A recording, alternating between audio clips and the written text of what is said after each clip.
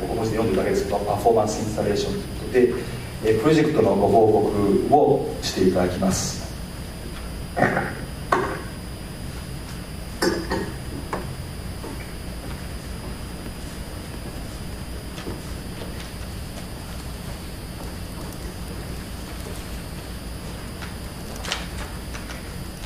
準備している間にちょっとだけ単語の説明ですね。ミノタウルスでギリシャ神話の、一角ですかね、首のところが牛でミノタウルスで、そこは迷宮でですね、万人みたいなもんで、その怪獣はその迷宮に入ってきた人をですね、犠牲っていうか生贄として捕まえちゃってどうに進呈するっていう役割なんですが、賢者はそこを立ち向かってですね、倒してしまおうというところで、ミノタウルスを、戦いを挑むというそういう役割なんですけども、これアブストラクトを見ますと、その現代の、その迷宮ですね、ミノタウルスの迷宮ということで、それは3人の話者、参加ですね、いろいろな、それにまつわる話をしているので、それに基づいた、作品というプロジェクトだということです。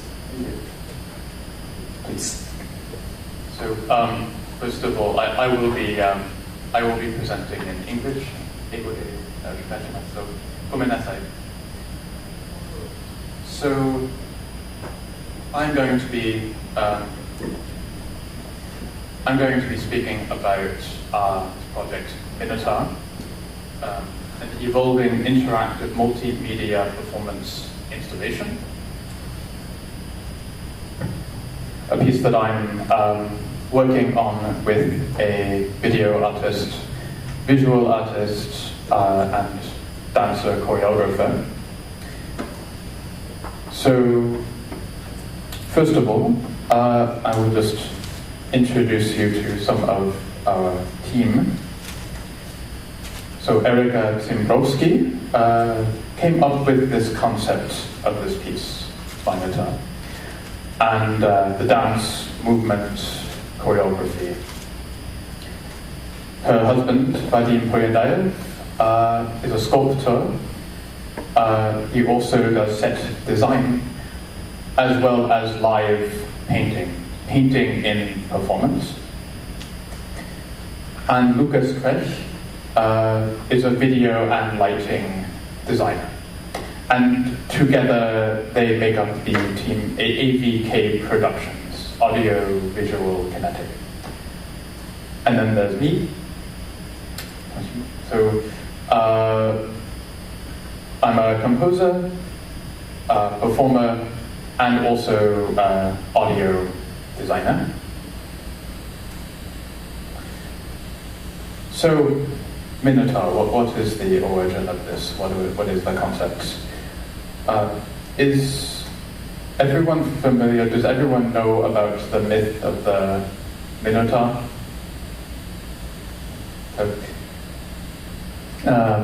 So this is the Minotaur. He's a creature that's half bull, half man, half bull.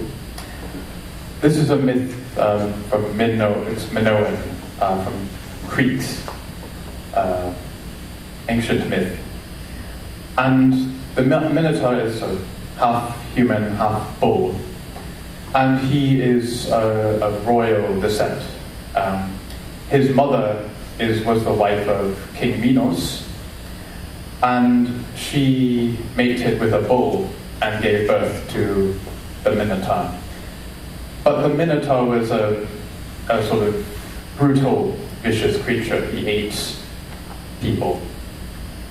And so he was imprisoned in this labyrinth, in this maze that was built by Daedalus, designed by Daedalus.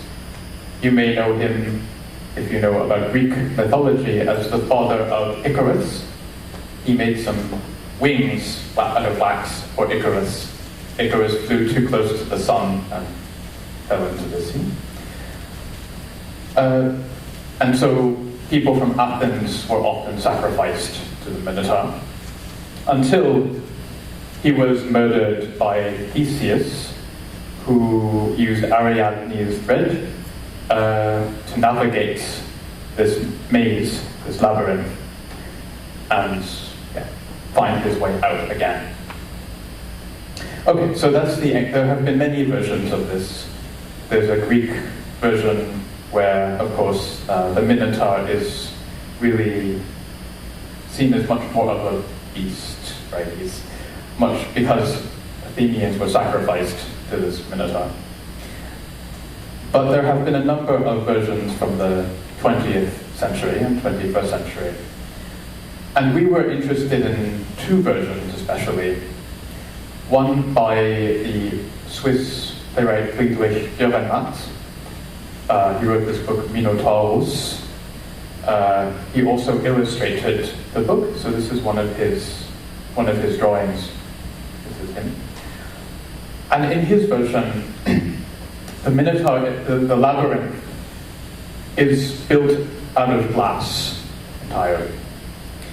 And so the Minotaur sees reflections of himself in this glass and dances with himself. You can see where this is going.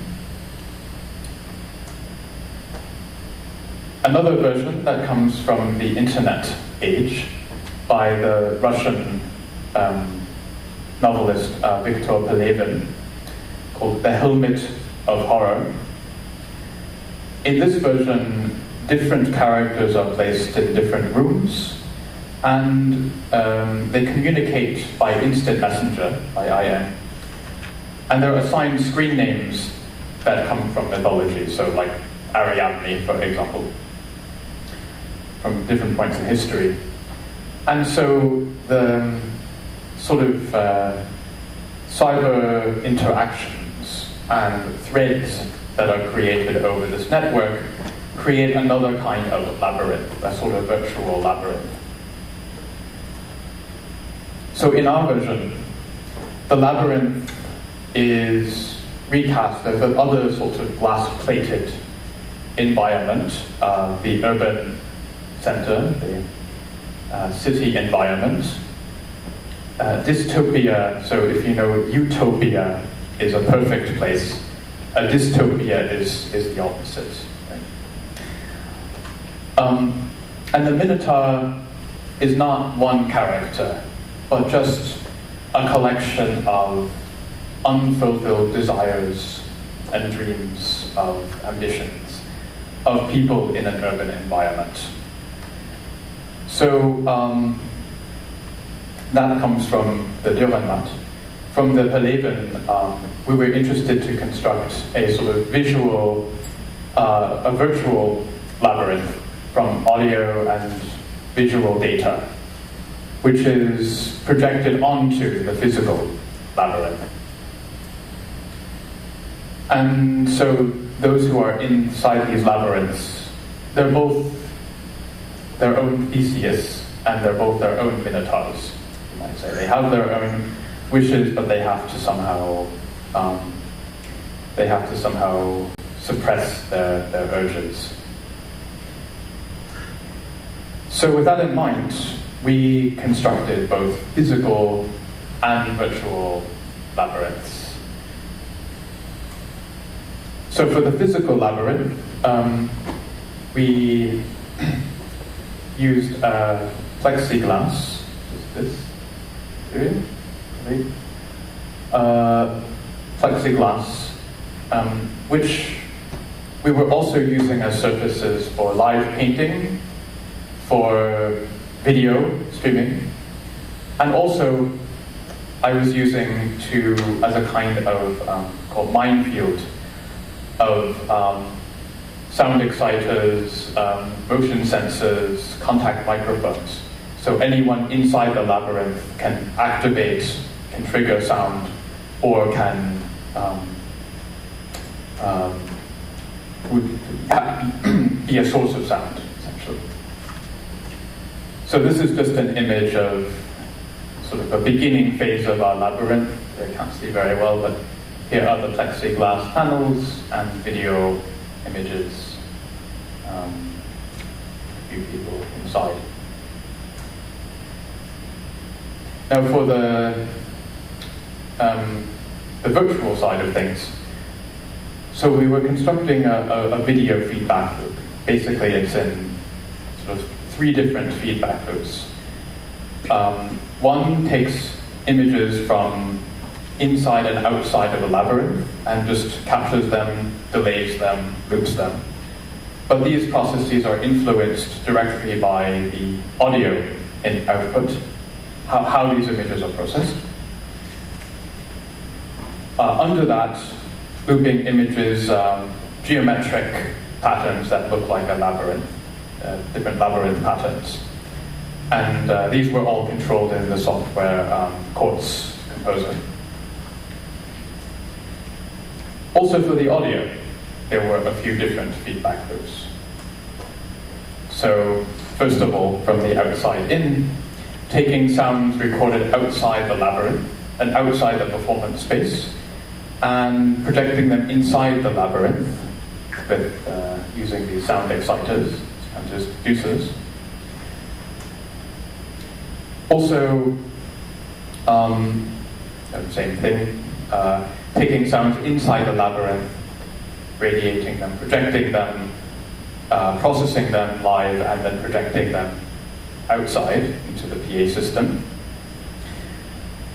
And these processes could be triggered inside the labyrinth by motion sensors, by contact microphones, and also outside the labyrinth in a patch, just an automated process, just irregular intervals of triggering, and also controlled by the composer in real time. So with these processes, with these techniques in mind, we went on to design 3 or 4 different configurations, different versions of this piece. So, so far there have been really 3 main versions and then 1 related version of this project, derived version of this project. So the first was an open studio session, something we presented when we were on a residency at the Paul Drescher Ensemble Studio in California. Soon after that, we gave actually a network performance, might have yesterday, in New York and San Francisco. Over this summer, we gave a live performance in San Francisco. And I won't talk about this today, but a sort of sculpture project, portable sculpture project installation, which is related to this, but yeah, something separate. So, first version 0. So this is what the studio looks like. It's large, it's a lot of space, we could change the lighting. So we had a lot of room to work with. So besides the 4 of us in the team, we invited some dancers, several dancers, and also it was more informal as an event. So the audience could take part in the performance, could be involved. So with that space, we used many plexiglass panels. As you can see here, these are sculptures that Vadim Hoyendayev made. They're hollow. And also multi-channel audio, so video, so many projectors. So the sculptures were not only used as visual, but also I used as instruments. So basically playing with different objects on different parts of the surface. of these sculptures, which I recorded as samples. And I also used samples derived from urban and industrial environments, given the theme of the city environment that this is representing. So besides that, so in performance, I used two very small plexiglass plates, which I prepared with contact microphones, and they could be triggered by the dancers when they stepped on them. That triggered the audio. Also within a PD pure data patch, audio was triggered. And I was performing live on the sculptures and using various other objects. So the audio was projected to the PA system, also back into the sculptures themselves using transducers, and also influencing the video. So I'll just play a bit of this, this performance.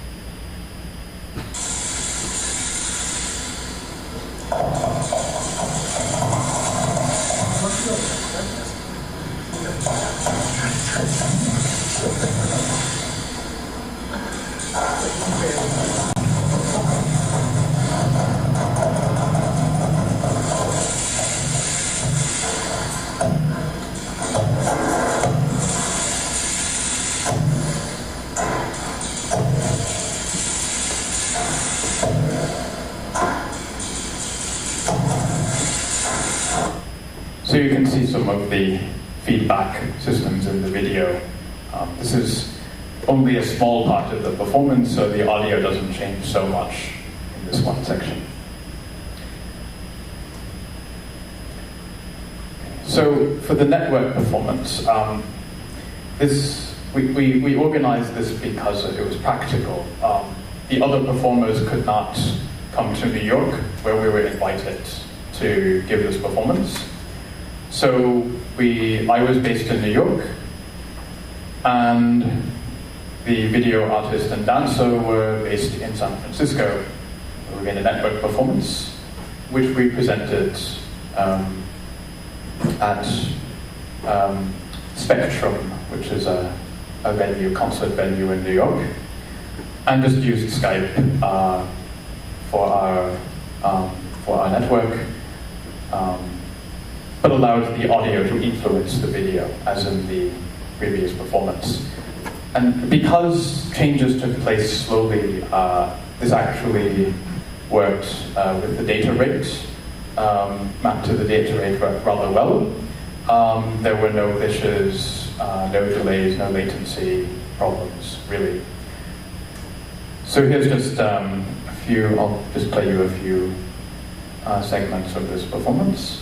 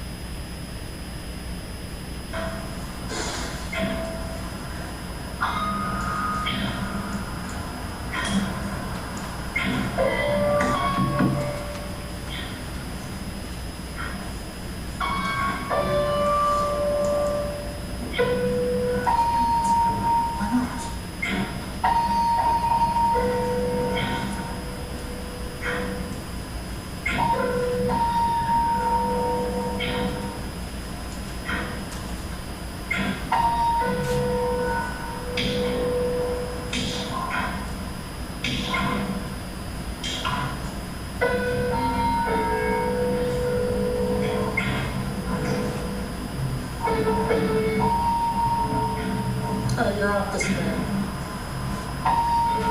是的。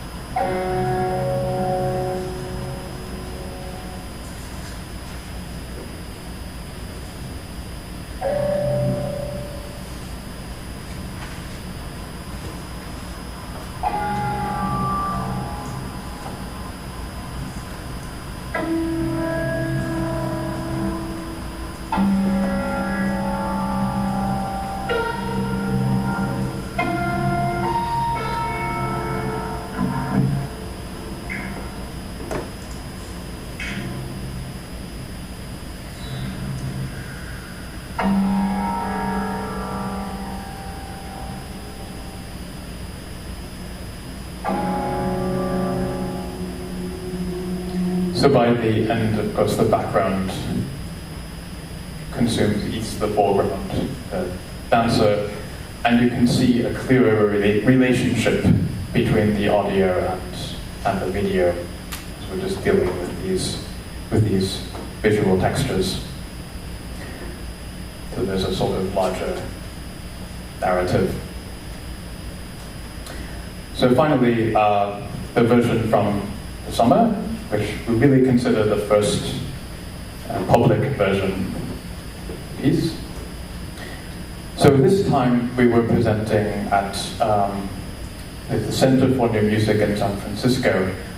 So unlike the Paul Fresher studio, we had a lot of constraints with space to deal with. So only really 5 meters wide to work with. And we couldn't suspend the plexiglass, it's not possible. And we also couldn't paint just because of liability, just because they didn't allow us to in that space. So we made some compromises, some modifications. 1 channel audio, video, 1 sculpture, using, as we see here, tape, piece of tape and tracing paper instead of paint. But this also gave us an opportunity to involve the audience more. The dancers alternated between being in the audience and then being active. So it encouraged the audience to become more immersed, become more part of the piece. So for this version, I played the sculpture live, and this time it was more, you could see more the actions I was performing on the sculpture. I used audio from the session last year, from the open studio session. And industrial and urban sounds. I wanted to also record from outside because it was a very sort of noisy urban area, but the problem was there was also a lot of crime in the area, and so we were afraid that our equipment might be stolen if we left things outside. So unfortunately we didn't want to take that chance. So that was sort of the first really public version of this piece in a smaller space. In the future, we would like to present this piece in different gallery spaces, larger performance venues, and also in public spaces. Again, because we're interested in this sort of these glass enclosed spaces, these glass boxes, we're particularly interested in lobbies of corporate buildings and companies, and also institutions. So far, we presented this in New York and in San Francisco area. We'd like to present this also internationally. Trying to do that. So if you're interested in more information on this project or the participants, that's my website. That's the ABK Productions, the dancer, painter video artist website, abk.org. And that's it. So if anyone has any questions. あなたが質問ありますか?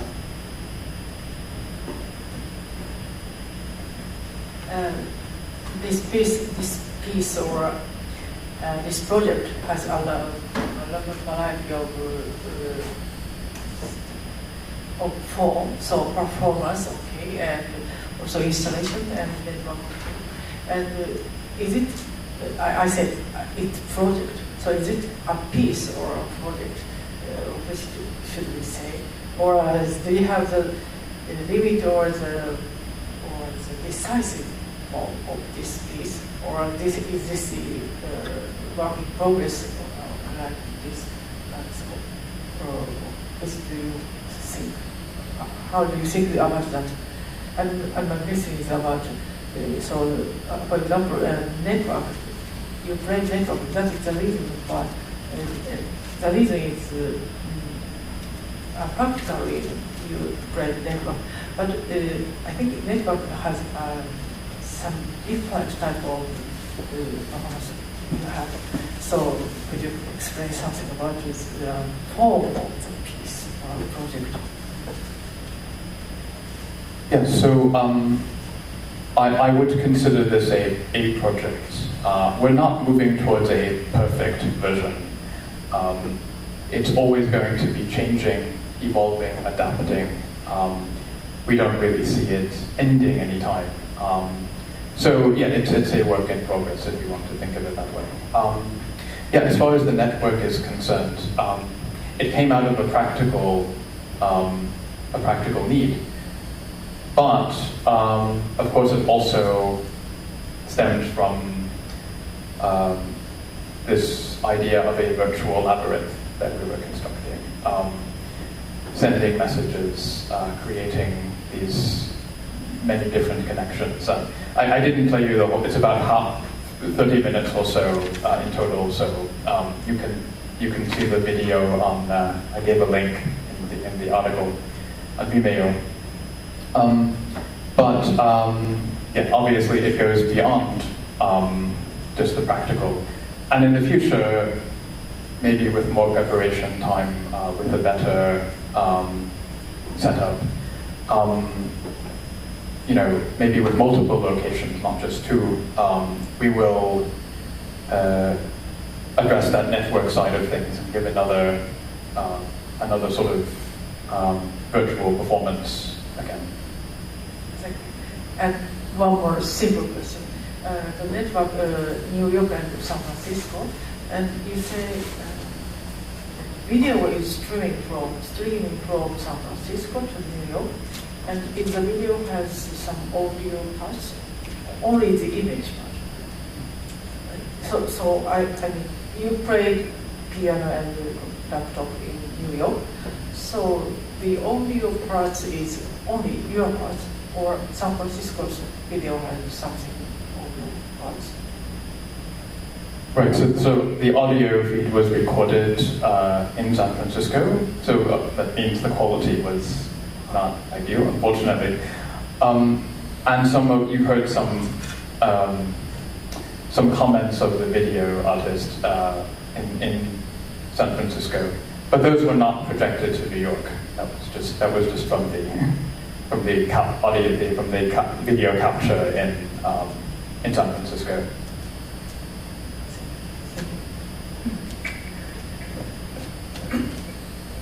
I've got a similar question as Mizuno-san's first question. I still do not get the total image of the project, although you have shown. You say that the title, performance installation. So I still don't get whether it is a real performing thing or installation, so that it's not very much to do with a temporal thing. But if you include dance, it must need certain limited time so that the audience can enjoy in a short period of time. I understand that in each place it varies, the figure, and also it evolves, but still I want to get the image of this project is like it's a performing thing, so that in your video we can see the audience very well. So audience, for example, in the first studio version, where were the audience? And my question is that a performing thing as a total, or one day visit can be possible and the installation like which even word? So the most installation-like setup is this. I talked about it in the paper, but we just didn't have time here. Is this portable sculpture installation project, which is only one sculpture, plexiglass panels, video and audio projection, and so that can be looped, that can be repeated without the constraints of one performance. In a context, we're looking at if we present this in a gallery setting, then the dancers will be inhabiting the gallery and performing at different times, but not in one particular time frame. These the network project and these two other versions were probably the most on the performance side. They took place in one particular time and one space, I guess, before one single audience. But even there are certain installation aspects of this, which is to say that we perform, but also there are certain processes that are not in our control, and they could go on beyond the performance. We just set them up before to unfold. So that, it's neither completely performance nor completely installation. We sort of like to explore different combinations of those two models. Thank you very much. 今の話題はですね、ちょっと私も皆さん見た通りビデオではいろいろ示していただいたんですが、要するにその場所によって変わりますと、でダンスもあります、そしてビデオも映しますというので、何でもありでごったりみたいだったので、要するにその、先ほど見せていただいたビデオとかの映像ではあまりオーディエンス調子がよく見えなかったので、これはパフォーマンスなんですか、それともインスタレーションということで朝から晩までずっと展示的にやっているようなものなのかということを聞きましたところ、ダンサーがいるようなところは時間を決めてそこでパフォーマンスが行われると。でビデオみたいにはこう繰り返しやってることもあるけ